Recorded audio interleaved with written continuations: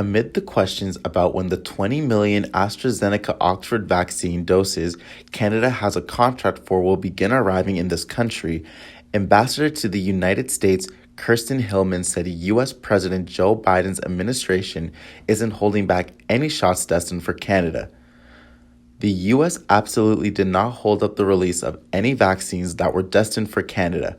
The 1.5 million doses would come from the U.S. stockpile, as the U.S. Food and Drug Administration, FDA, hasn't approved the AstraZeneca vaccine for use in that country, and not as part of the contract Canada has with AstraZeneca for 20 million doses of the vaccine, developed in partnership with Oxford University that's being manufactured in the U.S. To date, the government has said the vaccine through the AstraZeneca-Oxford deal are expected to arrive starting in Q2 at some point between April and the end of June, with more expected in the third quarter between July and at the end of September.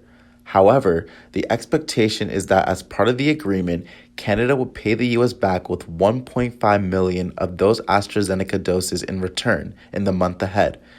Hillman went on to say that the holdup of Canada's contracted AstraZeneca Oxford shots isn't due to Biden seeking to practice vaccination nationalism, rather that the delivery schedule of those doses was such that they were expecting the first delivery of those doses in June, with more to follow over the course of the summer.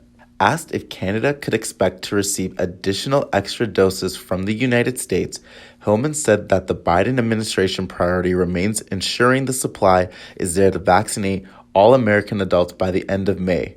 Canada could expect to receive additional extra doses from the United States. So the U.S. absolutely did not hold up the release of any vaccines that were destined for Canada. We have a contract with AstraZeneca for 20 million doses. The delivery schedule of those doses was such that we were expecting the first delivery of those doses in June, with more to follow over the course of the summer.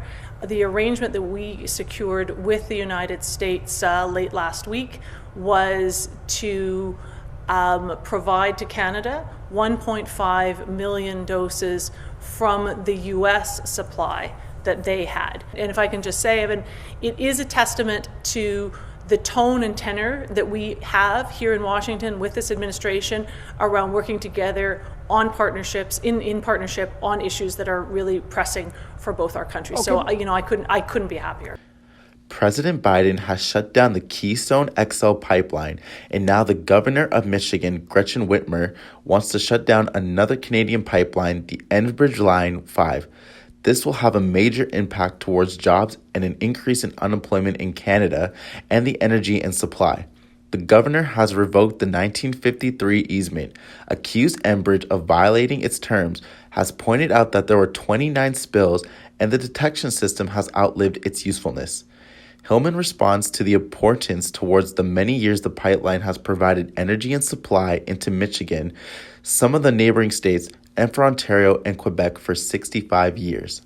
I've spoken to the Biden administration, but the president, and when the president and the prime minister spoke a couple of weeks ago, it was raised. I have spoken to senior members of the Biden administration. In fact, this week we had the president's national security advisor, Jake Sullivan, came for in-person meetings here at the embassy, and we had 10 separate other meetings with very senior officials of the Biden administration from their economic and their national security teams, and Line 5 was raised in those meetings. So it is an issue that we are raising, and when we talk about it, what we're talking about with them is the importance, as you've rightly pointed out, the importance of the pipeline, not only for jobs, but actually really important energy supply into Michigan and into some of the neighboring states, as well as for Ontario and Quebec. So the significance of this pipeline that is already operating, has been for 65 years, unlike, it is different than the Keystone issue. I know that's a very disappointing decision for Canada. I personally was very disappointed in that decision. However, that was a pipeline under construction. Right? This is a pipeline that has been operating for 65 years that provides vital products to the United States and to Canada. So in those discussions, we talk about the profile of that pipeline, the importance of it for our energy relationship, the importance of it for American communities, and the real consequences of shutting it down.